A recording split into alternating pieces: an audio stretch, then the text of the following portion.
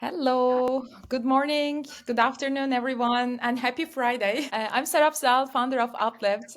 For the ones who have not heard about Uplift yet, we are a global executive search company and matching senior talent with the right opportunities.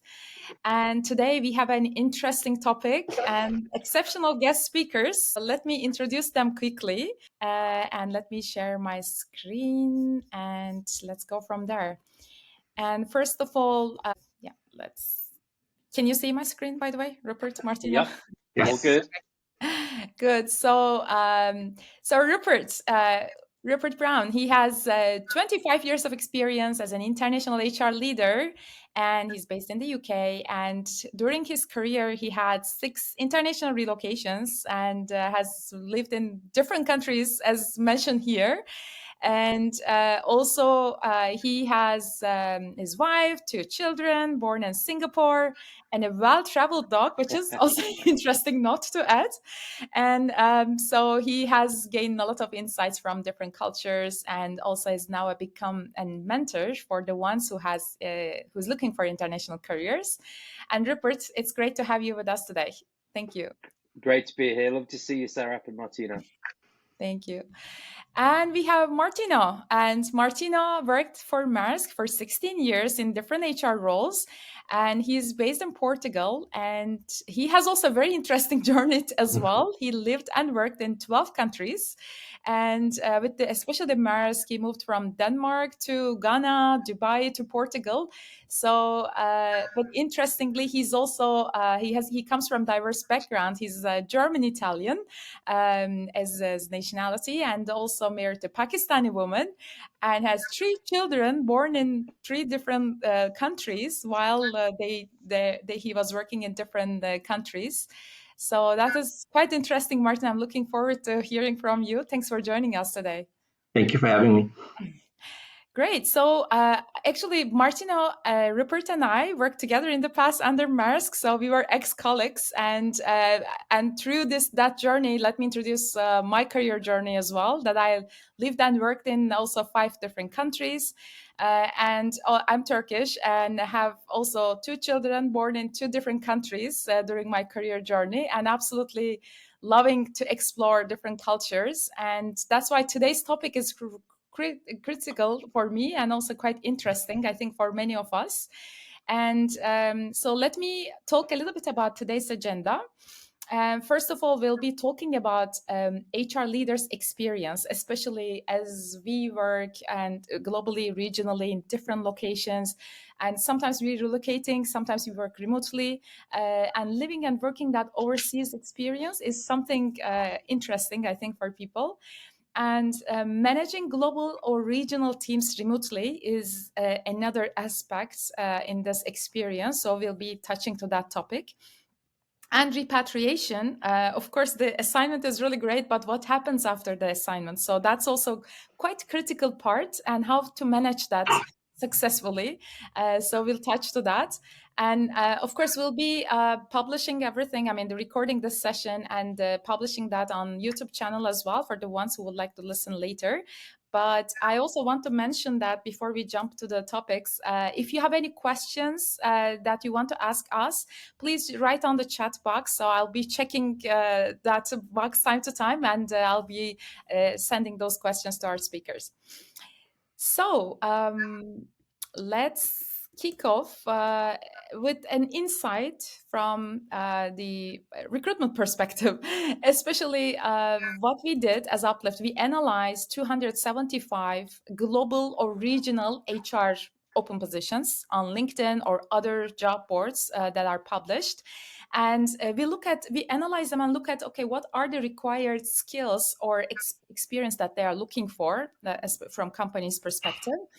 And this is what we saw. And most of the job ads says that they are looking for strong communication, influencing skills from candidates, and as well as stakeholder management skills, especially the senior stakeholder management skills, really critical. And open-minded, being self-motivated, always mention, like 62% of them mention this. And also experience in leading teams across different countries, regions. Almost like half of them mentioned the same thing. And you can see the rest of them, but it's interesting that there are a lot of soft skills which are important to be successful in this type of global or regional roles. So I wanted to share that with you, and also, of course, today we'll be talking more and more about those skills. And so let's kick off our conversation. And first of all, I would like to ask, maybe start with Martino, especially living and working overseas. Martino, I mean, you lived and worked in different countries, and maybe you can tell us a little bit about your challenges, the opportunities also you faced, and a little bit your personal experience on that. I mean, it's all about personal growth at the end of the day, right? I mean, as I said, 12 countries, right? I started this whole thing when I was 16, and the whole idea behind it was just put yourself very, very willingly out of your comfort zone, right? And just not just expect, but actually very consciously strive for being a fish out of water, if you want to put it like that. I think it's that level of discomfort that actually pushes you not only to grow as a person, but actually to discover lots of things about yourself, that you never really, knew about yourself before, and then really figuring things out as you go along. I mean, for me, I've said this to many people, right? I'm all for having great degrees and reading books. I'm an avid reader, but I think there's no better way to learn about yourself and about life than going to a place that is completely different out of your comfort zone and just figuring things out. And when I'm saying figuring things out, I'm not necessarily meaning in a work context, just how to get settled, how to open a bank account, how to pay your bills. I mean, the most essential things that we take so much for granted in our day-to-day life. For me, it's really part of the journey, and for me, it's part of the excitement. But I think you have to be very, very clear on that, right? Because if you move overseas, if you're very career focused, right, you have to be very conscious about the fact that there's all this whole part about your private life that you have to figure out as well.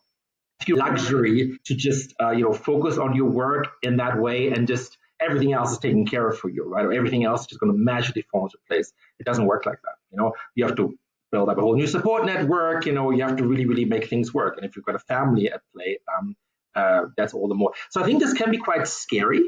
And I don't want to say that, I've overcome this, because believe it or not, every time I move, and even if like move number 13 should happen now, I'm going to go through those same emotions, of discomfort and, okay, how am I actually going to do this? And I know I've done it before, but different. You apply some of the skills you've learned before, you can transfer them, but there's always going to be a new angle to it, and for me, that's part of the journey, and that's part of the appeal, and that's part of the excitement. Yeah. Okay, let's hear from you. Like, how was your experience?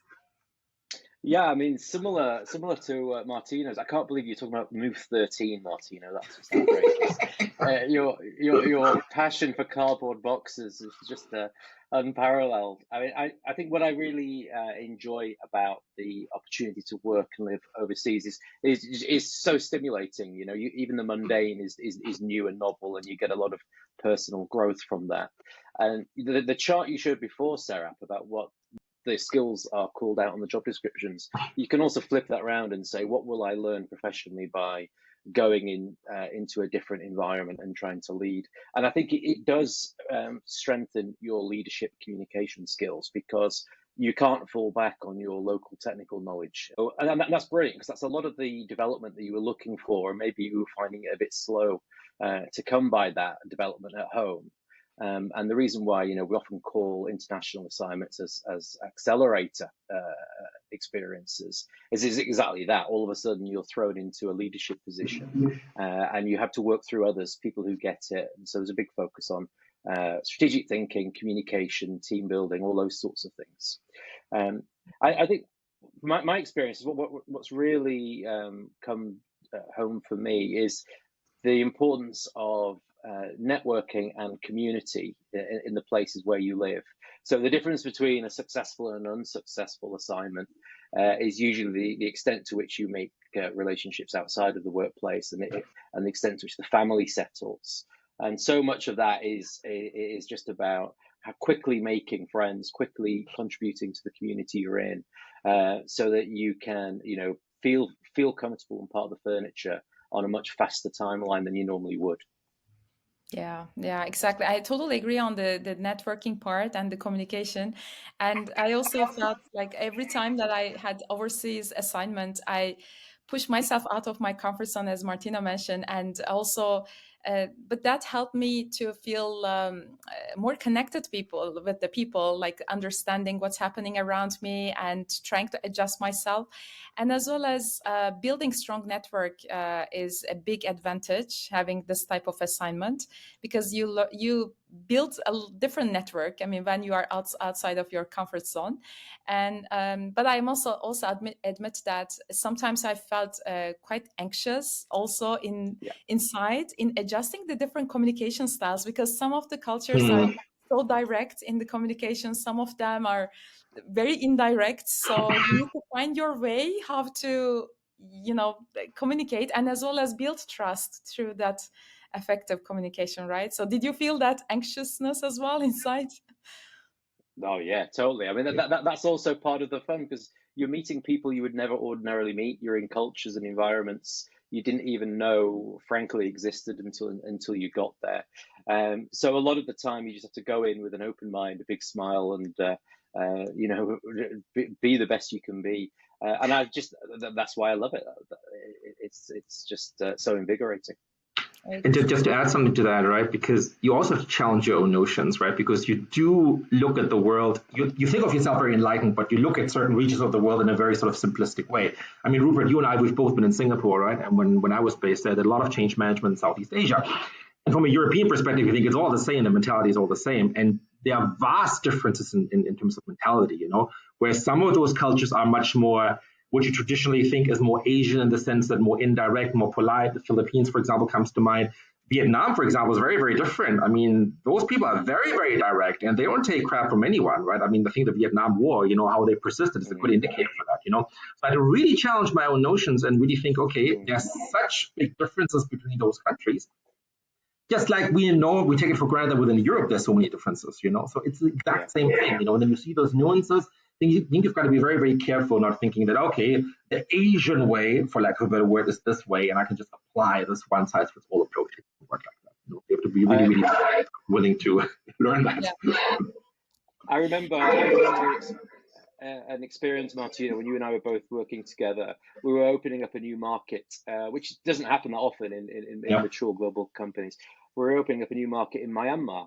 Yes. And you talking about running towards sort of uncertainty and challenge. You were in market. You were in Myanmar at the drop of a hat, building relationships, understanding the market, adding value, and contributing. And most sort of regional or global leaders would do that as a desktop exercise. I think that some of the characteristics you displayed was the desire. You actually want to be there. You want to see it. You want to help. And that's probably a good reason why you also later went to work in Africa, rather than sort of working on Africa from Dubai, which, as we both know, is a very different kind of experience. Oh, yes. Exactly. This is really cool. And by the way, we have some really nice comments and questions coming on the chat. So let me read that. And Prasun said, very well said, there's no generic strategy. We have to act very locally. I think that's very much on spot, Prasun. And Hani also mentioned soft skills are strongly required more than technical for senior positions, which actually, that's why I wanted to show the previous slide as well. And specifically communication and leadership, exactly, because then you can adapt to different contexts in different countries. And Anton asked a question, how do you deal with the sense of loneliness and lack of social connection outside the workplace when you work globally? Such a great question, Anton. Thanks for asking. I'm sure all of us felt that, right? So when you move to a new country, you feel alone at the beginning. I mean, you don't have friends. You didn't build any connection yet. Rupert, do you want to mention maybe, or Martino? I mean, you can jump whoever you want. I think if you're fortunate to have children with you on the journey, they are often the sort of the catalyst to making friends. And in fact, the role that the international school plays in the community is just you can't understate that. It's brilliant. But if you don't have children with you, they're not sort of breaking the ice on your behalf. And I think maybe that's actually, that sense of loneliness is perhaps one of the drivers for networking so vigorously, and why it is so important. Because if you're in one of these international hubs, if you're in a Dubai or a Singapore or a Panama, where there's just every nationality is represented there, then in a way the networking is easier. But if you're in another market that's a little bit more of a monoculture and there aren't that many expats, then you have to work even harder to find connections, because you might not immediately be welcomed into the local culture. So I think, to answer this question, you've got to prioritize networking, both because it will satisfy your curiosity, but it also just a sort of emotional level makes you feel settled, makes you feel welcome. No, 100%, right? And also, again, I had the same experience. Of course, the children help a lot. There's always usually a community around international schools and all that. But don't be afraid to try to make friends at work as well. I mean, for some people, it seems to be such a taboo, but there are people who are in similar shoes, who've just arrived there, and then call it like your after work drinks. I know it sounds cliched, but there are ways of networking, or any sort of networking events, anything, use also your professional setup as a vehicle to do that and build the network, especially if you're like a yuppie, if you want to call it like that, and you do spend the majority of your time at work connected to your work, then that shouldn't be any reason not also getting a little bit of a social angle in there, But moments of loneliness do come, and sometimes there are moments I was like, what have I gotten myself into, and that's just part of it, and just accept it, those moments come and they go, and sometimes you just got to take things as they are. Like when we moved to Portugal, it was in the middle of the pandemic. Everything was virtual. So for a year, we were completely isolated. And it was like a year after arriving here that we could actually start to make connections, Was it great? No, but we just took it as an opportunity to really, really spend time as a family and focus on ourselves. And that's slowly getting out there, So they are just what they say, if you've got lemons, make lemonade, right? Yeah, these are really great additions. And I remember my time in the US, and we didn't have much like neighbors. A few neighbors, and everyone has separate houses. And also in the workplace, I had a few friends. But also, what it worked for me, that we were following the farm's schedule. So they always announce like apple picking time and like blueberry season, etc. So when you go there, and they give you like some apple juice, apple cider, and other like cake, etc. So you come together with the little community, and you have chat and you socialize, especially with kids and everything. Of course, that also helps. But also, if you go alone, and that really helped me to build a local connection, through farms. Or if you have any hobby, for example, if you like doing some sports or dance, etc. So you can join maybe like local groups and local classes. That also helps a lot to build a network outside of your work environment. Absolutely. If I can say one more thing, sorry, it's just that go on. Sometimes you have this desire to really, really get to know people like locally and get to know sort of people on the ground and all that. And I think that's great. And I'm not saying that that's not possible. But again, don't be afraid to also seek out people who moved there as expatriates, whatever, just like yourself. Because at the end of the day, you're trying to build a network, you're trying to build friendship with people that you do have common ground with, that are in a similar situation as you, And if you try to if you're very fixated on building a network with people who are very, very local and who have never, ever, ever moved, I'm not saying it's impossible, because we've managed to do that. It's just the common ground. It's just not as much there, You can find it, of course, right? But it's not as evident, So don't be afraid to sort of explore sorts of different avenues. Exactly. So a lot of comments. Connected with local community and culture definitely is a must. Fablo said. Person said agreeing with the speakers. I would say something that has worked is to create a small tribe with people with common interest, as you mentioned. Nice. Martina, even if they are 2-3, in no time you will see the tribe grows for sure, because then you build a long-term relationship, right? Not only like 1 or 2 times that you meet and chat and then everyone disappear for some time. And Seda said, fantastic webinar. Thank you. Thanks for joining, Seda and all. And Fabio actually shared a really nice link, Internations. Actually, I used that as well, Fabio. And so was experience this networking when I live in Chile past years ago. That's great. Yeah, you can check also internations.org. There are little communities that are almost all around the world. Henny said, inside workplace, you need super networking skills to get positive and healthy journey, and it will help you to get also your job easily done. So totally agree. Take always the first step to build new relationship and communicate with people, especially as HR. And Anton also asked one question. And what was your experience of reverse culture shock when you returned to home countries? Mhm. Anton, you are always on spot. I think this is a really great question. We'll come to that in a second. So that was also in my questions. So great. Let's move to the next topic then. Especially we mentioned about the managing global and regional virtual teams. Maybe Rupert, you can start here and you can tell us like how was your experience and of managing these teams, but also like being part of this team. I'm sure as a regional HR leader or global HR leader, you were part of the global or regional leadership teams. So like how was your experience in staying connected and building trust with those teams remotely? Yeah, what a question. Whenever we talk about this, I always go back to an experience I had when I was working for an American company based in Singapore. And I was part of a global leadership team, and we'd have our fortnightly catch-up conference call, and we'd have the agenda. And for some reason, Asia Pacific was always put toward the bottom of the agenda. So it meant that my time to talk was just after midnight, leading up to 1 a.m. And I remember thinking, I will never do this. When it's my turn to run a global team, I will definitely be considerate of time zones and prioritization. Now, easier said than done, right? If you're running global teams, you still have the time zones.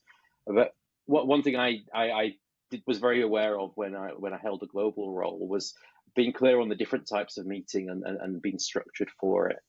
I'm a big believer that the most powerful meeting you have is the face-to-face meeting. So if you can travel, do travel, because if you actually get the team together, you can then create a very focused agenda that does something for the business, something for the team, and something for the individuals. And actually sort of co-creating that agenda is super, super powerful.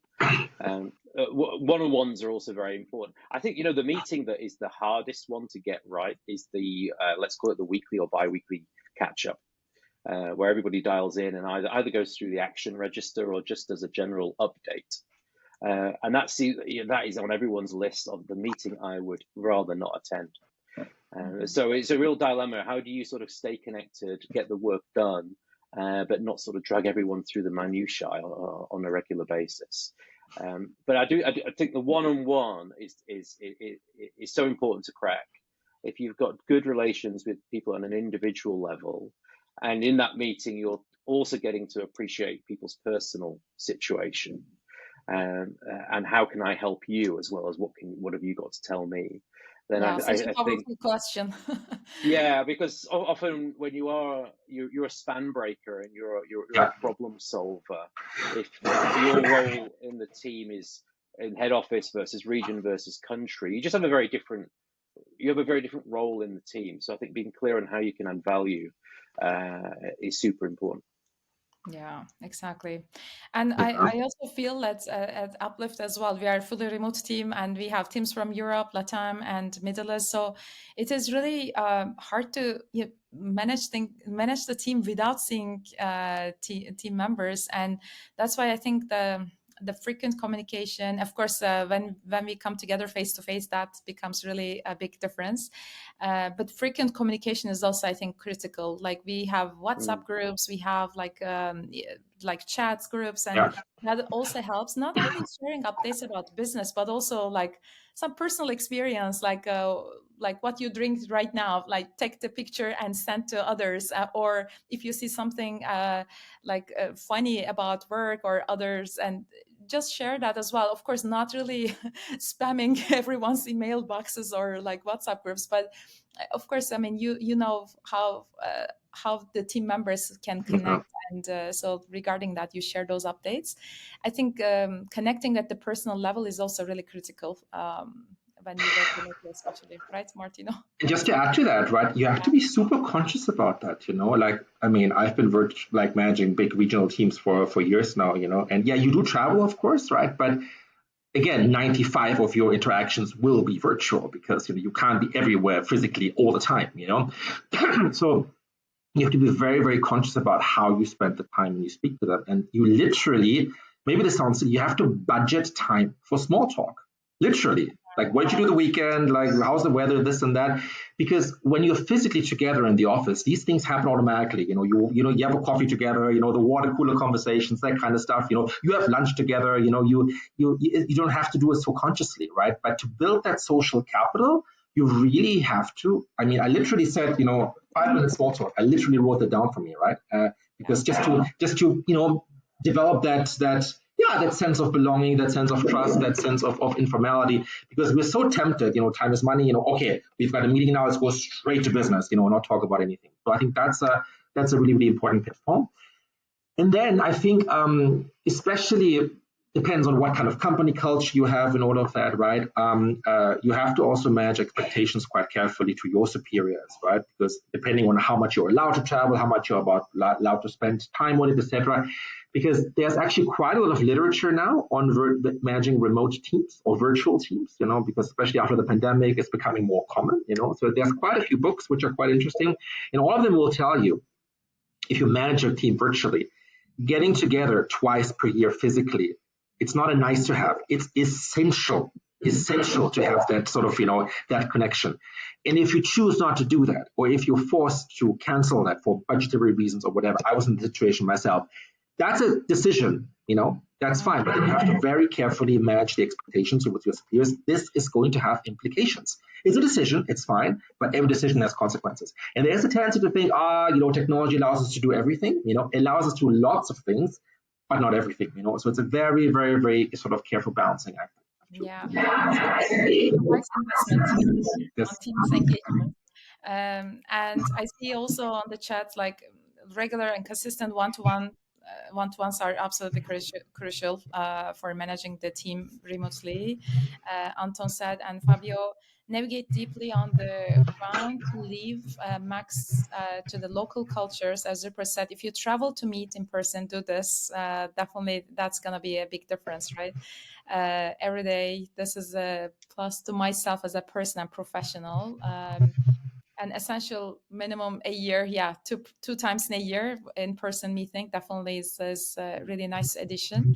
And also I think like not only like at the personal level, but also bringing team, like as that team feeling is also important, right? Like one-to-one connection is good, but that team feeling is also really important for success of the team. And Serap, one more thing, if I may, is because I saw multilingual somewhere, right? If you have a chance to leverage your language skills, that's actually a really good opportunity to do that, right? And it's not about being perfect. And let me just share a personal example. Over the past 3 years, more than half of my team was in French West Africa. And I actually managed those conversations 80% in French. Now, my French is not perfect. It never was. I learned French in school, and then for a long time, I didn't do it. And then I made a very conscious decision. I am going to speak French with these people because they spoke English, but you could tell that their comfort was really, especially due to the small talk bit, was in French. Now, initially, I sounded like an idiot, seriously, and I was butchering the language, But then speaking it constantly with them, and also asking them, how do you say this in French? How do you say that in French? It's just a way of making yourself human and vulnerable in the eyes of your team. I'm not perfect. You can teach me something, And I said to them, you know what? This is going to be my weekly French lesson, And they felt like they felt like they could give something to me. It was not just about me giving something to them, So it was an exchange, Yeah. It was a bit of there were a few moments where I thought, was this the right idea? I'm not so sure, But then it just started flowing, And I got something out of it. My French got a lot better, And I really developed sort of trust, and and they felt like they could enrich my life as well. So if you have a chance to do it, don't be afraid. It's not about being perfect. It's not about being sort of the big boss who knows better. It's not about that. But it's a really, really great way to build connection. I think that's a great addition. Yeah, I mean, you always put yourself out of your comfort zone, right? So you are not perfect in anything, and you are just trying to explore and try to adapt and try to do your best and help each other. And I think that's the experience that we talk about, right? Yeah. That's great. Okay, so now I'm coming to Anton's question, and especially, and he asked, okay, what happens after this assignment and repatriation and the impact on family, kids? Of course, they are also readjusting maybe to another country or coming back home country. And as well as there's also financial part of this as we all go through. And Rupert, you had quite a bit move and managed this many times. So, how was your personal experience? What can you tell us? Yeah, this is the part that doesn't get written about and spoken about as much as it needs to. I had two experiences of repatriation, and they were both very, very different because the motives were different. So the first time I repatriated was essentially, the end of the assignment. The company wants to send you back to where you came from, and you should sort of be grateful for the experience and slot straight back in.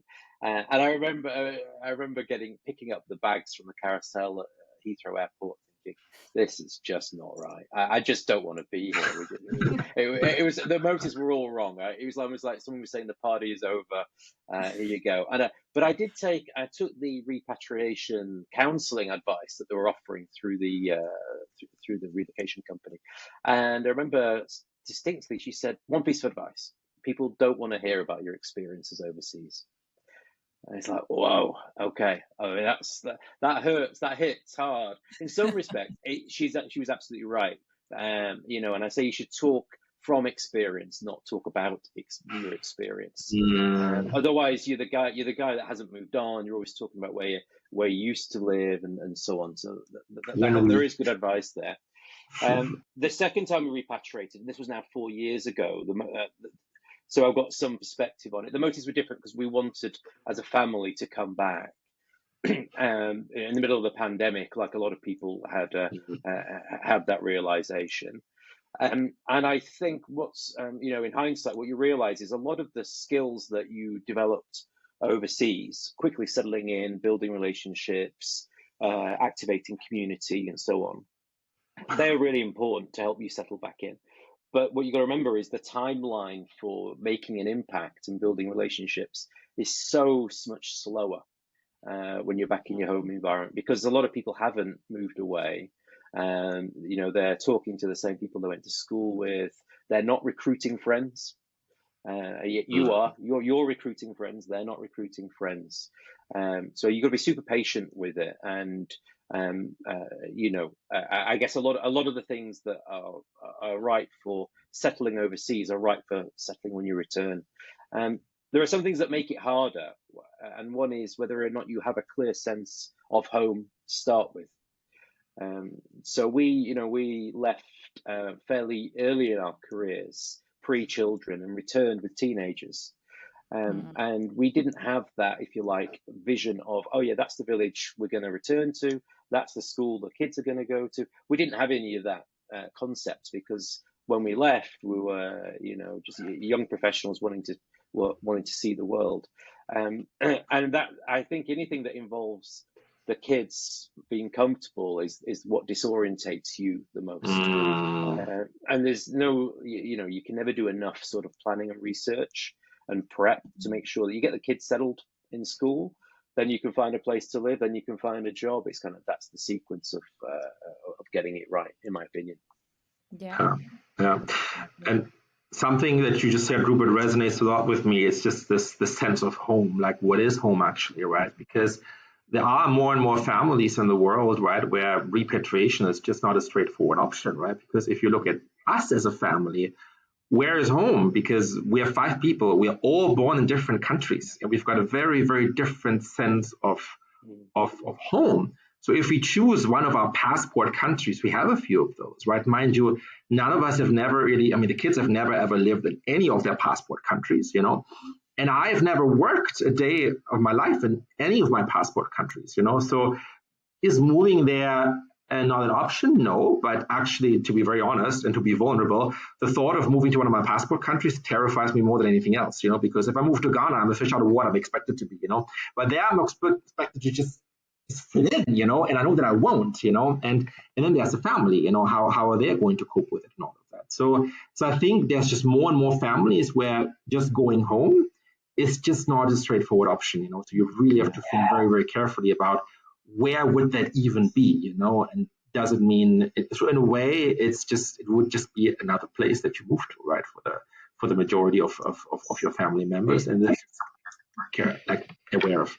Martino, I mean, what you just said there just reminded me of some of the conversations you have in these sort of international hubs where people talk about third culture kids, they talk about global citizenship, and I guess you feel more comfortable surrounded by other people who feel that way.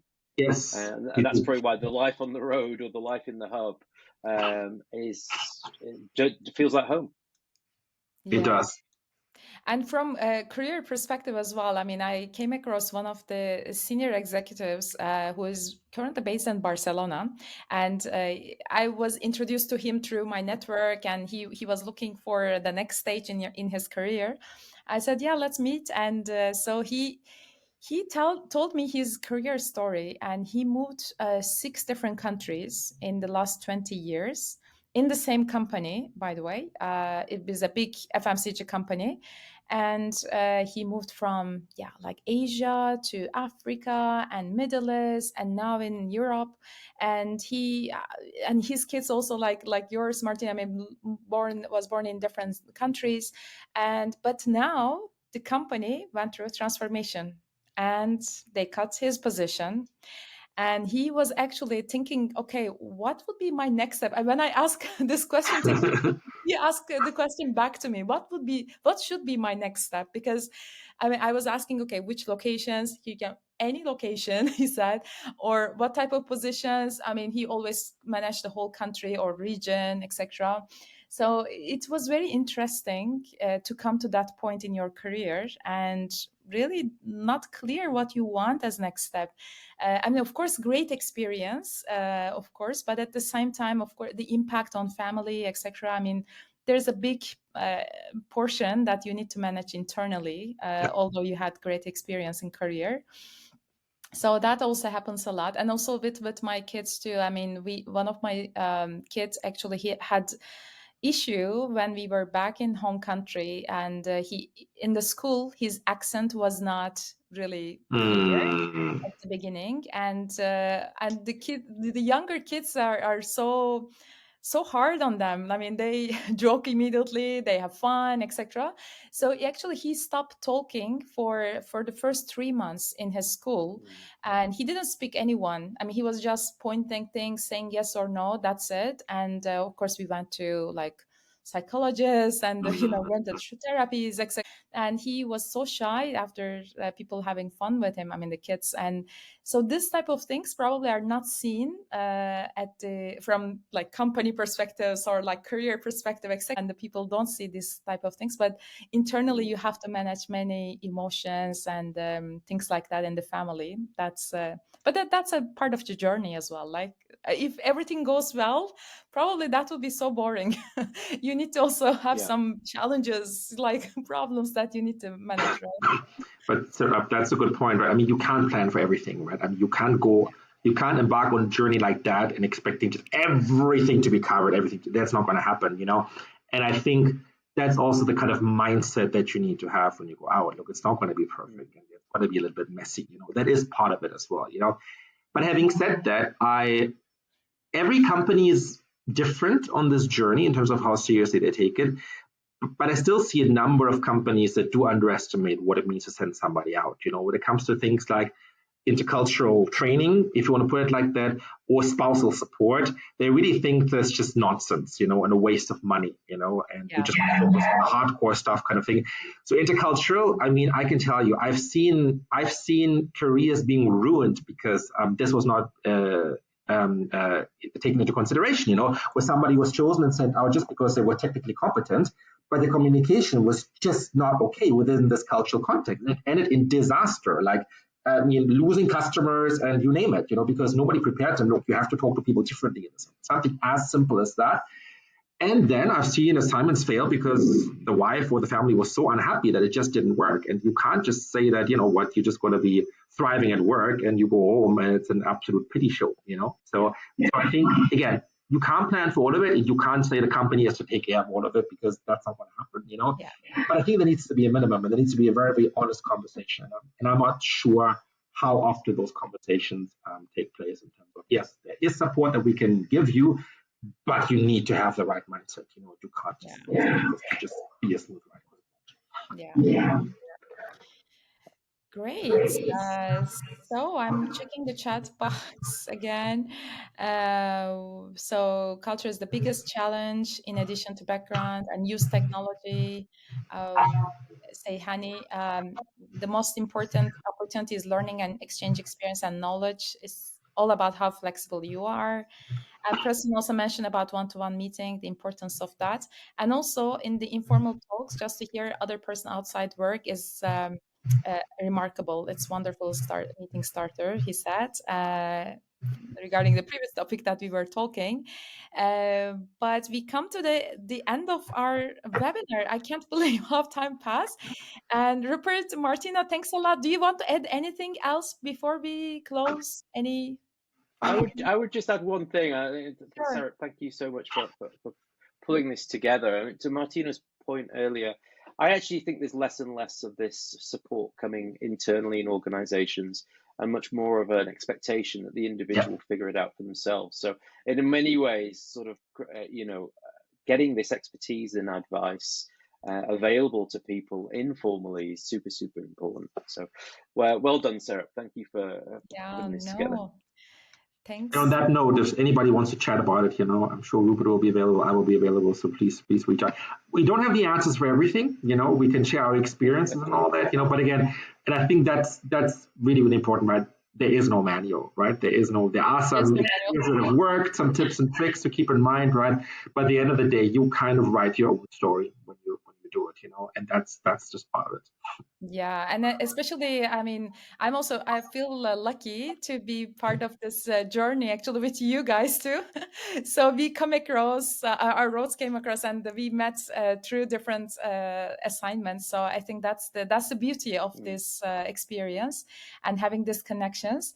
And so we'll be talking in the next week again, by the way. So let me tell a little bit about that. Next week, with the same crew, we will be together on this second webinar. Again, it's going to be regional global HR roles, but then at that time, we will be talking about how we can prepare ourselves for that role, like what are the job search strategies, what are the skills and competencies that we need to build.